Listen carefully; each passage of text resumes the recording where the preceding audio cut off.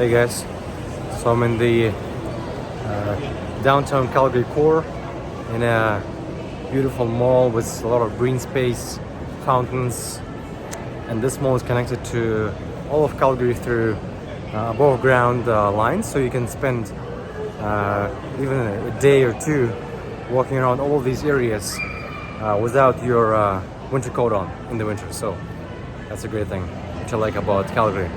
So today, let me tell you what kind of things do I look for when analyzing a new market to invest in. This is how I was able to invest in Windsor, and in 2 years, real estate values have doubled. This is how I was able to invest in Moncton, and real estate values have also gone up significantly in the last 3 years. And yeah, these are the criteria I look for, you know, when I'm choosing a new real estate market to invest in. And of course, at the same time, I do make these kind of trips to visit the place and take a look at how does the city feel, how many cars are there on the streets, how many people are there in the malls, to be able to see, is this a place people are attracted to, is this a place people would move to. So yeah, let me start away with all these criteria I look for. First thing is population growth. Windsor's population and Moncton's population were among the highest in the country for growth year over year, and Calgary actually last year was in the 4 to 5% range for population growth. Second thing is how diverse is the economy.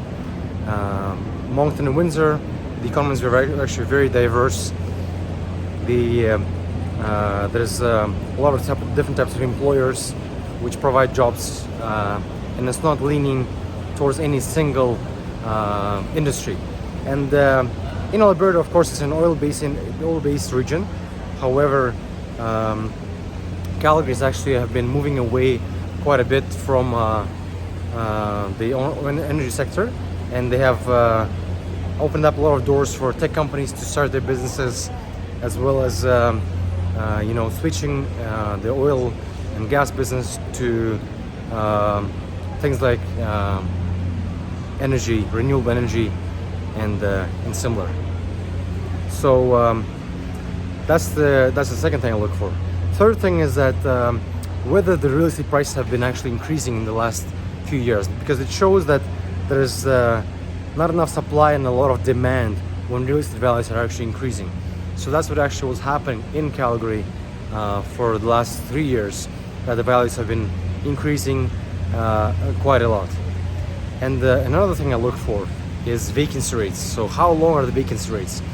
Whenever I choose a market to invest in, I make sure that I should be able to rent my apartment very, very quickly. So it means that vacancy rates should be around 2 to 3% or lower. And Windsor's vacancy rates are actually 1% to 2% when I invested in it. Moncton's vacancy rates are actually 1% right now, and Calgary's vacancy rates are below 2% as well. So it means that 2% of the whole year, which means 7 days your apartment is expected to be vacant, but all the other days it will be producing constant rental income for you. And of course, you know, there's this thing you have to look for is cap rates and return on investment. You know, there's a thing called 1% rule. If monthly rent of a property is, let's say, $1,500, and the purchase price of the property is $150,000, it means the property makes in rent 1% every single month, which is 12% a year for the investor. So far, you know, why I like Calgary is because amongst many things, across many different criteria, the market really shows positive statistics about it. So I do believe that, you know, even though there's a slight risk about the oil industry in Calgary, this is the next best market in Canada to invest in after Moncton, New Brunswick.